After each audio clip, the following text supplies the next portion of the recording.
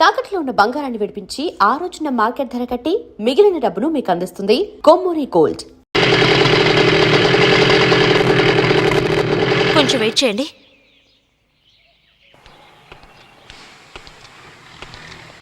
Case తొందరగా complete అయిపోతుంది. తర్వాత మీరు మందు కొట్టి ఆ గొడవ చేశారు. ఆ కేసులో మాత్రం మీరు తప్పకుండా కోర్టుకి అటెండ్ కావాలి. ఏది అది ఇవ్వండి. తర్వాత రేపు హియరింగ్. అది ఒక్క నిమిషం సార్, ఇప్పుడే వచ్చేస్తాను.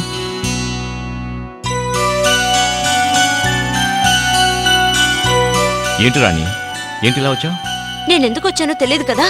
తెలుసు, కానీ అన్నీ తెలిసి నువ్వు ఒక్కసారి కూడా ఇంటికి రాలేదు. కనీసం ఫోన్లో అయినా మాట్లాడదామని నీకు అనిపించలేదు కదా. నేను ఇంట్లోంచి ఇక్కడికి వచ్చింది ఇప్పుడే. ఇంట్లోంచి ఫోన్ చేయడం కుదరదని నీకు తెలుసుగా. మా నాన్నగారు చాలా కోపంగా ఉన్నారు. ఫోన్ చేయకపోయినా ఒక్కసారి ఇంటికి వచ్చి ఉండొచ్చు కదా. ఓ గాడ్, నా ప్రాబ్లమ్స్ నీకు అర్థం కావట్లేదు. నేను అన్ని నీకు వివరంగా తర్వాత చెప్తాను. నేను మీతో ముఖ్యమైన విషయం మాట్లాడాలి. రండి బయటకు వెళ్దాం. ఎక్కడికి వెళ్ళి మాట్లాడతాం? నాకు ఇప్పుడు చాలా పని ఉంది. ఎక్కడో ఒక చోటుకి వెళ్ళి మాట్లాడుకుందాం. పార్కుకో బీచ్కో ఎక్కడికైనా పర్వాలేదు. నాకే భయం లేదు. నాకిప్పుడు ఒక నిజం తెలియాలి. ఈ టెన్షన్లోనూ మీకు కేసే ముఖ్యమైపోయింది కదా. కేసు విషయంగా వచ్చిన వాళ్ళతో కొంతసేపు నేను డిస్కస్ చేసి రావాలి. వచ్చిన వాళ్ళు కాసేపు మీకోసం వెయిట్ చేయలేరా? నువ్వెందుకని అర్థం చేసుకోకుండా మాట్లాడుతున్నావు? వచ్చిన వాళ్ళు ఎలా వెయిట్ చేయమని చెప్పంటావు? దయచేసి నా ప్రాబ్లం అర్థం చేసుకోండి. నా కోసం ఒక అరగంట స్పెండ్ చేయలేరా? పనిలో ఉండేటప్పుడు ఎలా రమ్మంటావు? నేను ఈవినింగ్ ఎలాగైనా వచ్చి నిన్ను కలుస్తాను. అంతవరకు వెయిట్ చేయడం నా వల్ల కాదు. రాజు ప్లీజ్. నా ప్రాబ్లమ్స్ ని నువ్వు ఏమాత్రం ఆలోచించటం లేదు. నీ గురించి ఆలోచించే స్థితిలో లేను. మా నాన్నగారు మాటల్ని పట్టించుకుని నన్ను ఆయనతో పోలుస్తున్నావు కదా. మీ నాన్నగారు ఇలా అంటారని మీరు ఊహించారా? ఆయన ఏం చెప్పినా నాతో మీ నిర్ణయం మార్చుకోనని ఆ రోజు చెప్పారు కదా. నిర్ణయం మార్చుకున్నానని నీతో ఎవరు చెప్పారు? అంటే తప్పకుండా మన పెళ్లి జరుగుతుంది అంటారా? ఎందుకలా మౌనంగా ఉండిపోయారు? అన్నీ సాయంత్రం మాట్లాడదాం. కుదరదు. నాకిప్పుడే తెలియాలి. మీరు నాతో రండి. మీరు వచ్చే వరకు నేను ఇక్కడి నుంచి కదలను. రాణి, గొడవ చేయకు. మన మాటలు వాళ్ళు వింటారు. మిగతా వాళ్ళ బాధని అర్థం చేసుకున్న మీరు ఎందుకు నా బాధ అర్థం చేసుకోవట్లేదు? నువ్వు బయలుదేరు, నీ వెనకాల నేను వస్తాను. వద్దు, ఆటో వెయిటింగ్ లో ఉంచాను. ఇద్దరం కలిసే వెళ్దాం. సరే, నువ్వు వెళ్ళి ఆటోలో కూర్చో, నేను వస్తాను.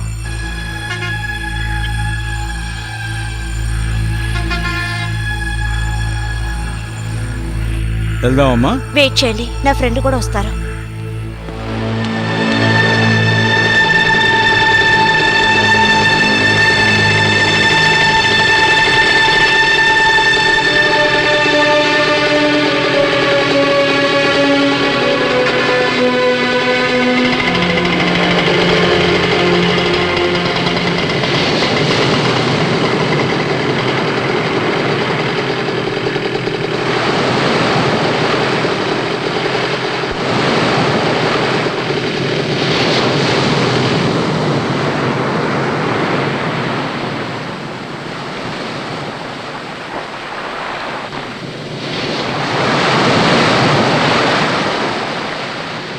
ప్లీజ్ ఏదైనా మాట్లాడండి.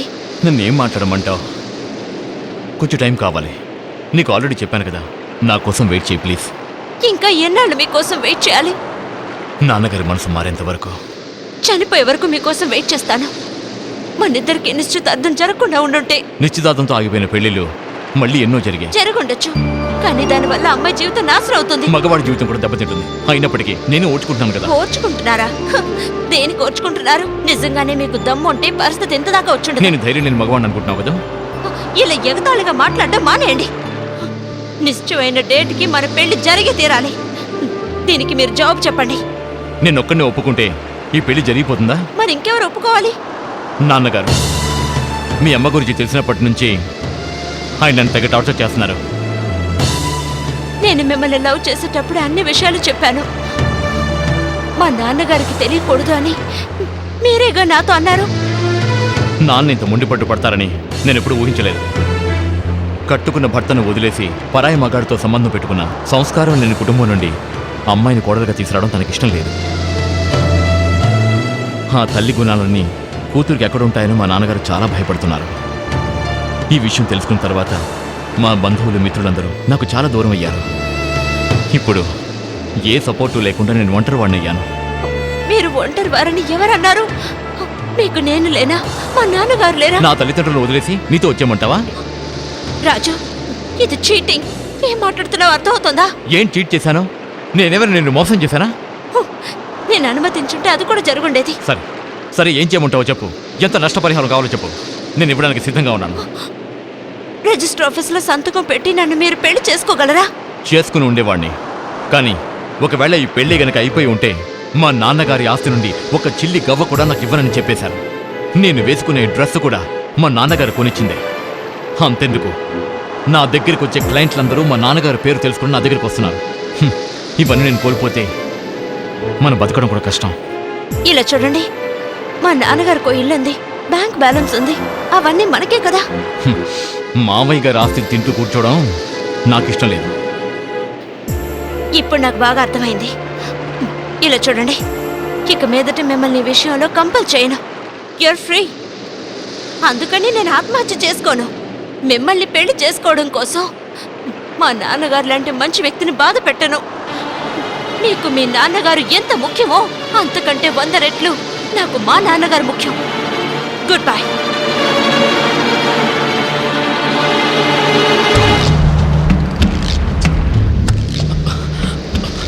రాణి, నన్ను క్షమించు రాణి.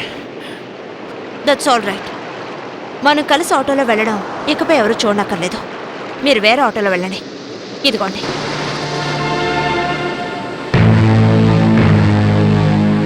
పోనివ్వండి.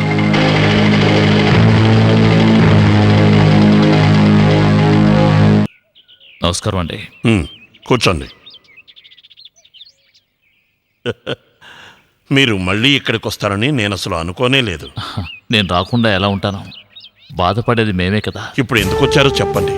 ఫోన్లో మీరు చెప్పిన విషయాన్ని కొంచెం కన్సిడర్ చేస్తే. ఓ సారీ, ఐఎమ్ వెరీ సారీ. ఇక ఆ విషయం గురించి మాట్లాడి ఏం ప్రయోజనం లేదు.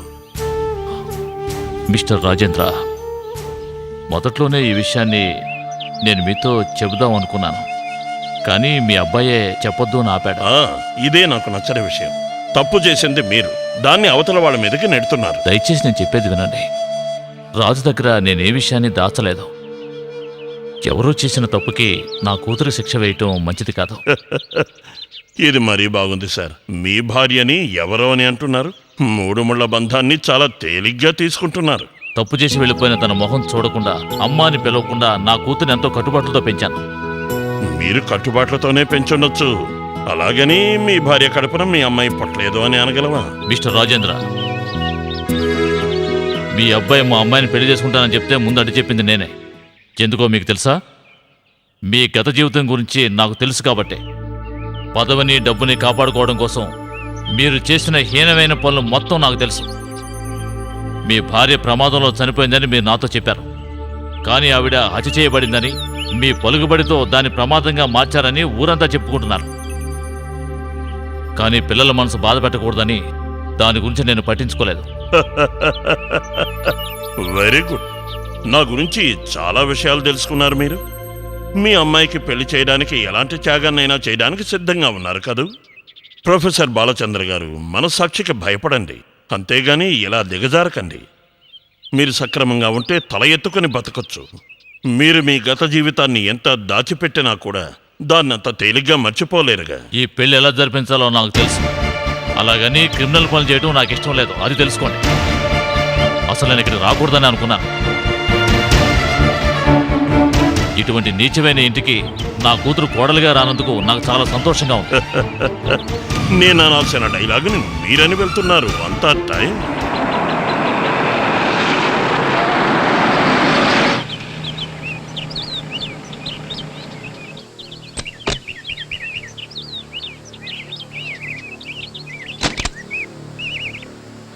రాణి వచ్చిందా? లోపల ఉన్నారండి.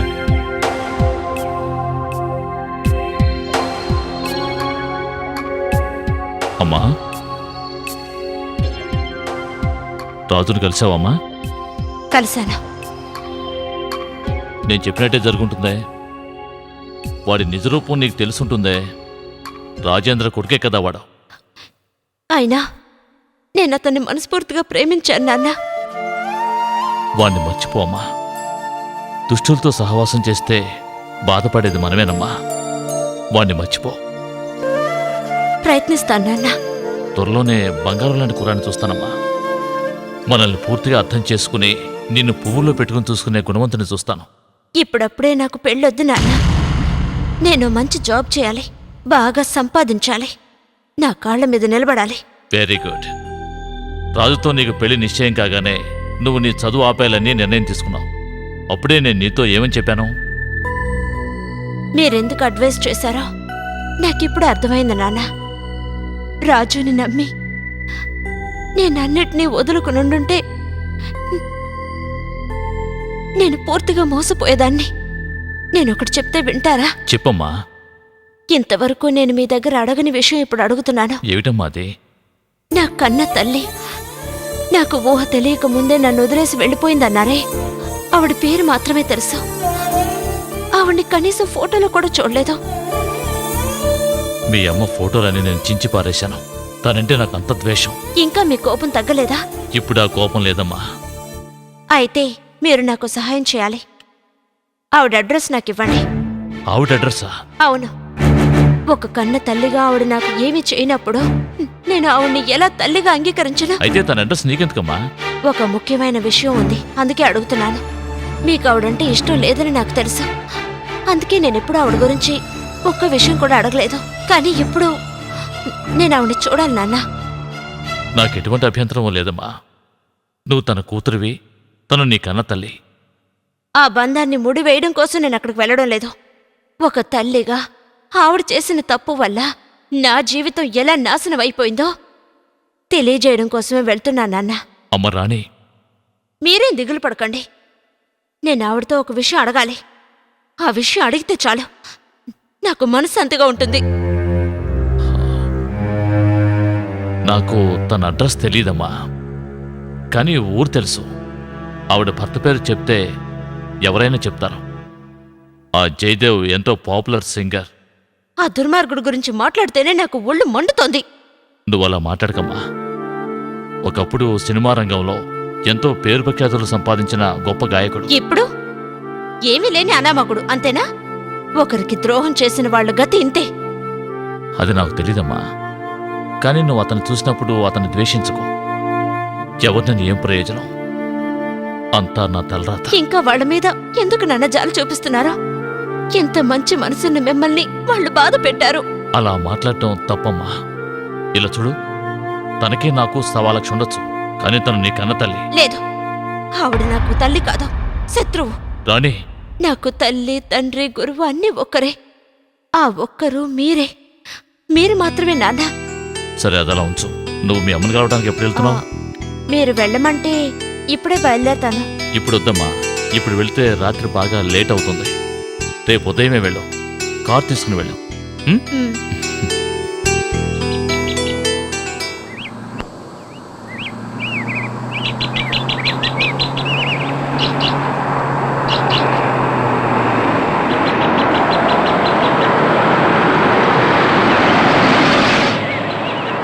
మీరు చెప్పిన ఊరు ఇదేనమ్మా?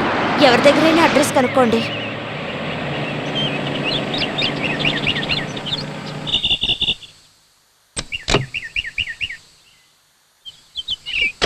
పాటలు పాడే జయదేవ్ గారు ఇల్లు ఎక్కడుందండి? ఎవరు వీళ్ళు? మీరు ఎక్కడి నుంచి వస్తున్నారు? మేము చాలా దూరం నుంచి వస్తున్నాం. అతని ఇల్లు ఎక్కడుందో కాస్త చెప్పగలరా? చెప్పినా మీరు వెతికి పట్టుకోలేరు. అన్నా, మీరు ఆమెతో వెళ్ళి ఇల్లు చూపించరండి. వీళ్ళకి ఇల్లు చూపించేస్తాను, నేను టీ తర్వాత తాగుతానులే. రండి కూర్చోండి. అలాగేనండి. ఇప్పుడే పేపర్లు చదివాను నాకు వాహన యోగం ఉందని. నిన్నగా వెళ్ళండి, నేను చెప్తాను. జయదేవ్ గారు ఇప్పుడు ఎక్కడా కచేరీలు చేయటం లేదండి, సోషల్లో చెప్పట్లేదండి. ఇంట్లో బాగోట్లేదు కదా. ఆ రోజుల్లో ఎన్ని సినిమాల్లో ఎన్ని డ్రామాల్లో పాడిన గొప్ప గాయకుడు. మీరేనన్నా చెప్పండి, ఆ రోజు సినిమా పాటలకి ఈరోజు సినిమా పాటలకి సంబంధమే లేదండి. ఆయన ఆరోగ్యం పాడిన దగ్గర నుంచి ఆయన చేతి ఎవరూ పాడించట్లేదండి. కళాకారుల జీవితం ఎప్పుడూ ఇంతేనండి. ఆ ఆడది ఎప్పుడైతే ఆయన దగ్గర చేరిందో ఆయన జీవితమే నాశనం అయిందండి. ఆయన ఆరోగ్యం దెబ్బతింది. కల్లా కపటం లేని మనిషి. ఆయన అనుకుని ఏం ప్రయోజనం లేదండి. పాపం ఆయనకి ఏమీ తెలియదండి. 6-7 నెలల క్రితం టీవీలో చూశాను. పాపం ఆయనకి దగ్గు ఎక్కువ అవటం వల్ల సరిగ్గా పాడలేకపోయాడు. కానీ ఆ రోజుల్లో ఆయన పాడిన పాటలన్నీ ప్రతి ఒక్కరూ పాడుకునేవారు. కానీ ఇప్పుడు పాడిన పాటలో శృతి లేదు, తాళం లేదు. ఇప్పుడు ఈ పాట జయదేవ్ గారే పాడారని మీరు చెప్పినా కూడా మీ మాట అసలు ఎవ్వరూ నమ్మరండి. ఒకరోజు మా పక్కింటి టీవీలో ప్రోగ్రాం చూస్తున్నప్పుడు వాళ్ళ ఆవిడ ఒకటే ఏడుపు. పూర్తిగా ఆయన గురించి తెలిసిన వాళ్ళు తట్టుకోలేరు, చాలా బాధపడతారు. ఇంకా చాలా దూరం వెళ్ళాలా? వచ్చేసాం, దగ్గరలోనే ఉన్నాం. కానీ ఇంటి దాకా కారులో వెళ్ళటానికి వీలు పడదు. ఇక్కడే ఆఫ్ చేయి. దిగండి. చూడమ్మా, ఈ వంతెన దాటి అటుపక్క వెళ్ళాలి. నడుస్తారు కదా? మూర్తి సార్, మీరు ఇక్కడే ఉండండి, నేను వెళ్ళొచ్చేస్తాను. ఒంటరిగా వెళ్తారా? ఒంటరిగా కాదు, నేను వెళ్తాను కదా. మీరేం దిగులు పడకండి, చిట్టికేసే లోపల తిరిగి వచ్చేస్తాం. మీరు రండమ్మా.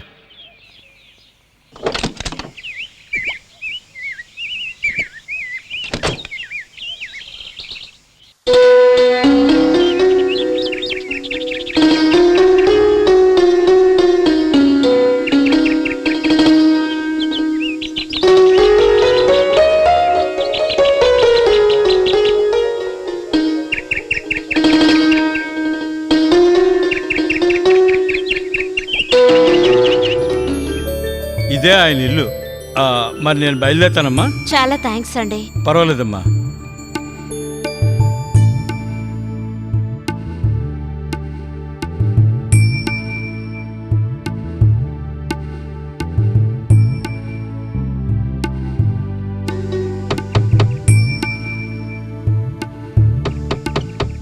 ఇంట్లో ఎవరైనా ఉన్నారా?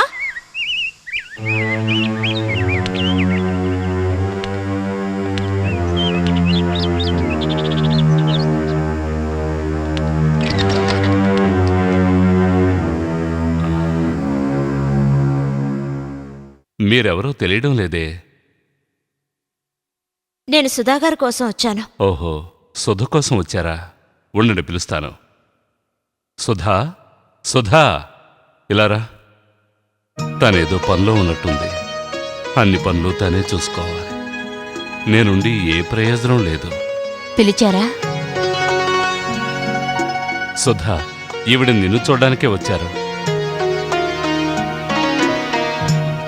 మీరెవరో నాకు తెలియదే. నా పేరు రాణి. రాణా? అవును, రాణి. ప్రొఫెసర్ బాలచంద్ర గారి కూతురు.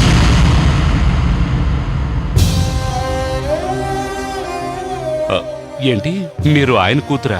రండి, కూర్చోండి. వద్దు, నన్ను ముట్టుకోవద్దు. అమ్మా రాణి, నువ్వు నా కూతురు అమ్మా. నీ వయసులో ఎవరున్నా ఈ విధంగానే నన్ను పిలుస్తారు, కానీ నన్ను అలా పిలవడానికి నీకు మాత్రం అర్హత లేదు. కానీ నేను నీ తల్లినమ్మా. నాకసలు తల్లి లేదు. ఈ మాట చెప్పడానికేనమ్మా నువ్వు ఎంత దూరం వచ్చావు? ఈ మాట వినడానికేనా నేను ఎన్నేళ్ళు ప్రాణాలతో ఉంది? అవును, ఆ మాట చెప్పి వెళ్దామనే వచ్చాను. పసిపాపని కూడా చూడకుండా విసిరేసిన దుర్మార్గురాలు ఎవరిని చూడడానికి వచ్చాను. నా జీవితాన్ని శూన్యం చేసిన ఆ కర్కోటకురాలు ఎవరిని చూడడానికి వచ్చాను. నువ్వు కనిపించక నేను ఎంత బాధపడ్డానో నాకే తెలుసు. ఇప్పుడు కనిపించి ఇలా మాట్లాడతావని ఊహించలేదు. నువ్వు తల్లి అవుతావు, అప్పుడు నా బాధ నీకు అర్థమవుతుంది. అవుతాను, కానీ నీల కన్న బిడ్డను వదిలేసి మరొకరితో లేచిపోను. నువ్వు నన్ను కూతురు అంటున్నప్పుడు నాకు అసహ్యంగా ఉంది. నీ కడుపును పుట్టిన పాపానికి నేనెంత నరకం అనుభవిస్తున్నానో తెలుసా? నా చిన్నతనంలో పనివాళ్ళు చెప్పుకుంటుంటే నేనెంత బాధపడ్డానో తెలుసా? నా స్కూల్లోనూ నీ గురించి ఎంత అసహ్యంగా మాట్లాడేవారో. దీని తల్లి ఎవరితోనో లేచిపోయింది, ఇది లేచిపోయిందని కూతురని అసహ్యంగా మాట్లాడేవారు. మా అమ్మ గురించి విన్న మొట్టమొదటి మాట ఆ విషయమే. మా అమ్మ గురించి మాట్లాడకండి అని ఎంతో మందితో గొడవ పడేదాన్ని. నేను పిచ్చిదాన్ని. ఆఖరికి నువ్వు చనిపోయావు అన్న విషయం విన్న తర్వాతే నేను ప్రశాంతంగా ఉన్నాను. జయదేవ అనే పేరుని విన్నప్పుడల్లా నా తల బద్దలయ్యేది. మీ వల్ల నేను ఎన్ని అవమానాలు భరించానో తెలుసా? మీ నీడు కూడా నా మీద పడకూడదు అని పాపం మా నాన్న పరాయి ఊరికెళ్ళి ఎన్ని కష్టాలు అనుభవించారో తెలుసా? ఇక చాలమ్మా, నువ్వు మీ నాన్న ఎన్నో కష్టాల్ని అనుభవించారు, కానీ అంతకంటే ఎన్నో బాధలు నేను అనుభవించాను. అయినా నీ చేత అమ్మాని పిలిపించుకోలేకపోయాను. కానీ నీకు దూరంగా ఉన్నా నీ మీద ప్రేమ పోలేదు. అందువల్ల నా కూతురు పడ్డ కష్టాల్లో నేను విని తట్టుకోలేను. ఇది మీ ఇల్లు కాబట్టి ఇంతటితో వదిలేస్తున్నాను. మీరు ఏడ్చినంత మాత్రాన మీరు ఉత్తమరాలు కాదు. మిగతా వాళ్ళ దృష్టిలో మీరు మంచివాళ్ళు కావచ్చు, కానీ నా దృష్టిలో మీరు దుర్మార్గురాలు. ఉండండి, దీనంతటికీ కారణం నేనే. నన్ను శిక్షించాలనుకున్నా క్షమించాలనుకున్నా మీకు హక్కు ఉంది.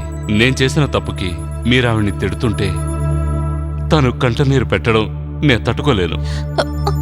వద్దు, తను నాపకండి. తను ఎన్ని మాటలన్నా నేను పడాల్సిందే. నీ కోపం తీరేంత వరకు నన్ను తిట్టమ్మా. మీకో విషయం తెలుసా? నాకు పెళ్లి నిశ్చయమైంది. నేను ఎవరినైతే ప్రేమించానో అతనితోనే నాకు పెళ్లి కుదిరింది. పెళ్లి డేట్ కూడా ఫిక్స్ చేశారు. బట్టలు నగలు అన్ని కొనడం అయింది. ఇప్పుడు అసలు పెళ్లి ఆగిపోయింది.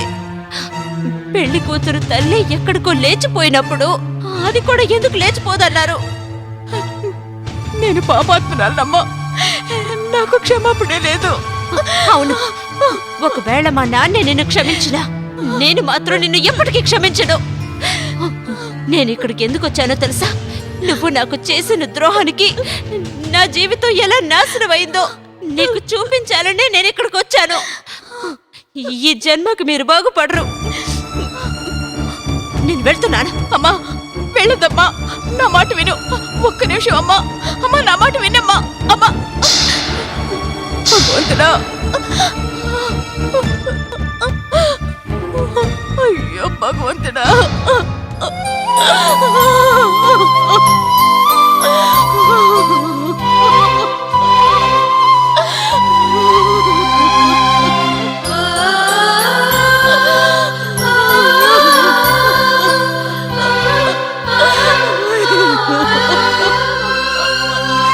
ఇన్నాళ్ళు నువ్వు ఒంటరిగా ఉన్నావు. ఇకపై అలా ఉండడం కుదరదు. నీకు ఆయన్ని చూడాలనుంటే చెప్పు, నేను నిన్ను బాలచంద్ర ఇంటికి తీసుకెళ్తాను. నా మాట విను. నువ్వు తనతో అలా మాట్లాడకూడదు రాణి. ఎంతైనా తను నీ కన్నతల్లి కదా. నిజానికి తను అంత పెద్ద తప్పు ఏమీ చేయలేదు.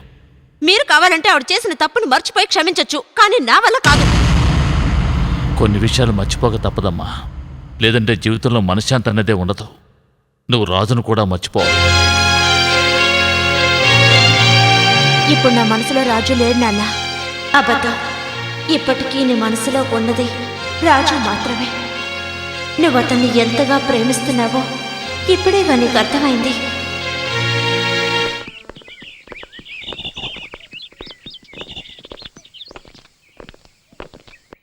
ఏమిటి, నీ పెళ్ళి ఆగిపోయిందటగా? అవును, ఆగిపోయింది. ఏం జరిగింది? ఎందుకని పెళ్ళి ఆగిపోయింది? చెప్పడానికి కారణాలేవీ లేవు. పెళ్ళి ఆగిపోయింది అంతే. మీ అమ్మగారి కారణం వల్లే ఈ పెళ్లి ఆగిపోయిందని అందరూ చెప్పుకుంటున్నారు. ఆ మాట నిజమేనా? అలాగా? ఆ విషయం నాకు తెలియదే.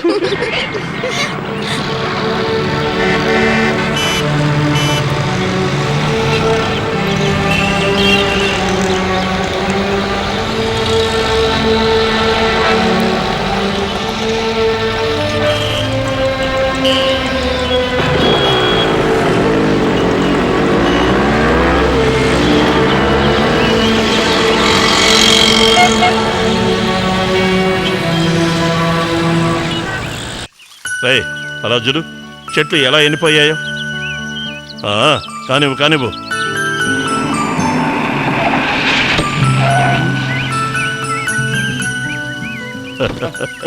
అరే చాలా రోజుల తర్వాత వచ్చారు, ఏంటి విషయం? మిమ్మల్ని ఒక సహాయం అడగాలని వచ్చాను. మీరింట్లోనే ఉన్నందుకు సంతోషంగా ఉంది. నేను మీతో ఒక ముఖ్యమైన విషయం మాట్లాడాలి. కూర్చోండి, కూర్చొని మాట్లాడుకుందాం. ఇప్పుడు చెప్పండి, ఏం కావాలో చెప్పండి. మా పెద్దబ్బాయి గురించి మాట్లాడాలని వచ్చాను. వాడు చిన్న తప్పు చేశాడు. జంగాల కండిగలో ఉన్న మా సారాయి షాపులో ఈ మధ్య రైడింగ్ జరిగింది. ఆ సమయంలో మా అబ్బాయి అక్కడున్నాడు. నా బ్యాడ్ టైం చూడండి. రైడ్ చేసిన ఆఫీసర్ని మా అబ్బాయి కొట్టాడు. అంతటితో ఆపకుండా ఆఫీసర్ని మా అబ్బాయి హత్య చేశాడు. దీన్ని ఎలా సాల్వ్ చేయాలో అర్థం కావడం లేదు. ఏంటండి ఇది కూడా ఓ సమస్యనా? ఇది మీరు ఫోన్లోనే చెప్పనొచ్చు కదా. ఈ ప్రాబ్లం ఇప్పుడు చాలా సీరియస్ అయింది. ఈ కేసు ఇప్పుడు కోర్టులో ఉంది. ఈ సమస్యను ఎలాగైనా మీరే పరిష్కరించాలి. అసలు నేనేం చేయాలో చెప్పండి. ఈ కేసును వాదించే అపోజిషన్ లాయర్ మీ అబ్బాయి రాజే. ఎలాగైనా మీ అబ్బాయితో మాట్లాడి ఈ కేసును వాపస్ తీసుకోమని చెప్పండి. ఇది చాలా సింపుల్ విషయం. ఇప్పుడే నేను వాడితో మాట్లాడతాను. రే భాస్కర్, రాజును రమ్మను.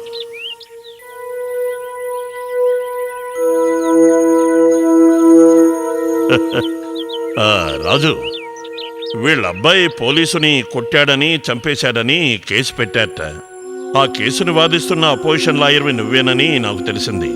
కేసుని వాపస్ తీసుకోరా. సారీ డాడీ, మీ మాట అంటే నాకు చాలా గౌరవం డాడీ. కానీ ఈ విషయంలో మాత్రం దయచేసి నన్ను కంపెల్ చేయదు డాడీ, ప్లీజ్. నా ప్రొఫెషన్ని వ్యాపారంగా మార్చడం నాకు ఇష్టం లేదు. తప్పు చేసిన వాళ్ళు శిక్ష అనుభవించక తప్పదు. ఆగు బాబు, మీ నాన్నను అడిగి చూడు. నేను మీ నాన్నకు ఎంత సహాయం చేసి ఉంటానో ఆయన మనస్సాక్షికే తెలుసు.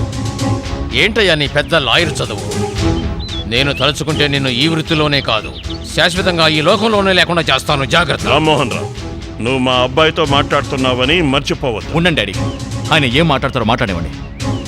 ఆయన ఏం చేస్తారో నేను చూస్తాను. ఆహా, నేనేం చేస్తానో నువ్వే చూస్తావుగా. మా అబ్బాయికి హాని తలపెట్టావంటే నేనేం చేస్తానో నాకే తెలియదు. నీలాంటి వాళ్ళని చాలా మందిని చూశాను. వెళ్ళిక్కడి నుంచి. వెళతాను. మీ ఇద్దరిని అంతం చేస్తాను. చించావులేబో. రాజు, నువ్వు అనవసరంగా లేని పని గొడవలను ఎత్తున పెట్టుకోకు. ఈ కేసును వాపస్ తీసుకోవడమే మంచిదనుకుంటాను. నాకు ఎలాంటి భయం లేదు డాడీ. ఇలా బెదిరించే వాళ్ళని నేను చాలా మందిని చూశాను. నాకేమీ కాదు. తప్పు చేసిన వాళ్ళు శిక్ష అనుభవించక తప్పదు. రే, తను చాలా దుర్మార్గుడు. డాడీ, నేను మంచి వాళ్ళకి మంచివాడిని, చెడ్డవాళ్ళకి చెడ్డవాడిని. నా రూట్లోనే పోనివ్వండి.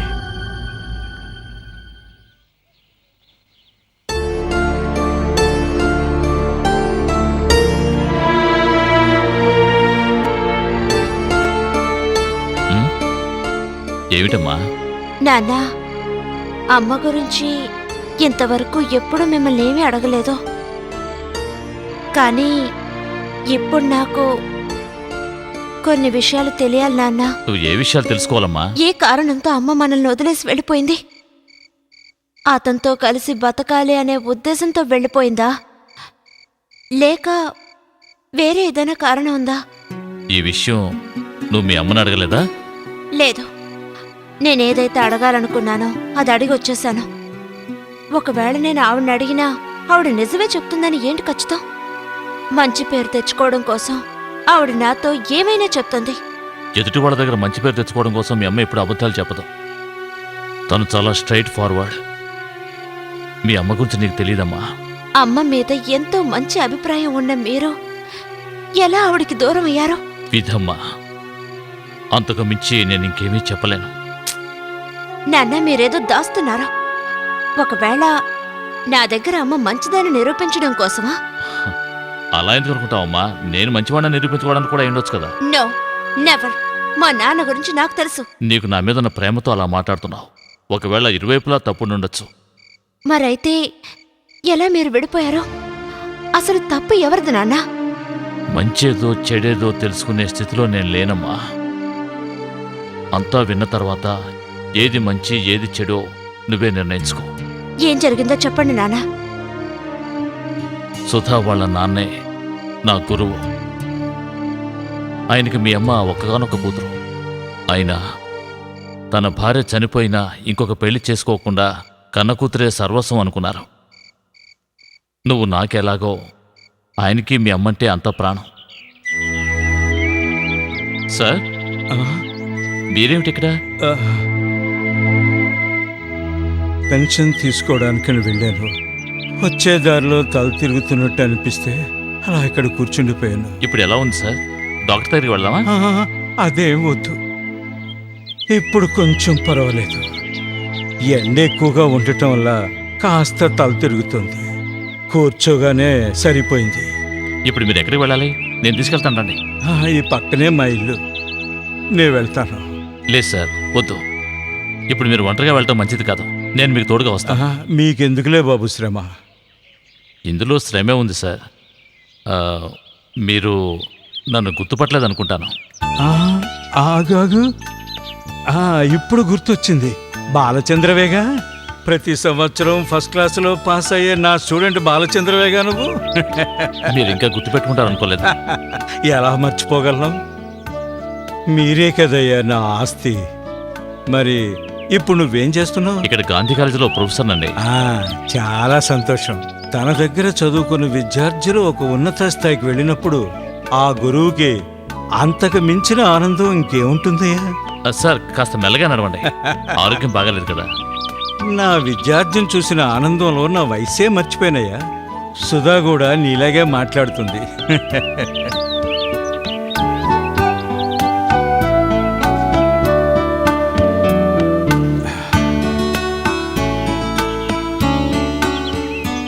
చూసావా, ఇదే నా ఇల్లు. ఓకే, నేను వెళ్ళొస్తాను సార్. అరే ఏంటయ్యా అంత తొందర? ఇంత దూరం వచ్చాక ఇంటికి రాకుండా వెళ్తావా? లేదు సార్, వీలు చేసుకుని ఇంకొక రోజు వస్తాను. ఏ ఇప్పుడు రాకూడదా? 10 నిమిషాలు లేటుగా వెళితే మీ ఇంట్లో వాళ్ళు నేను లోపలికి రానివ్వరా? అదేం లేదండి. లోపలికి రా బాబు. సుధా, కూర్చో బాబు.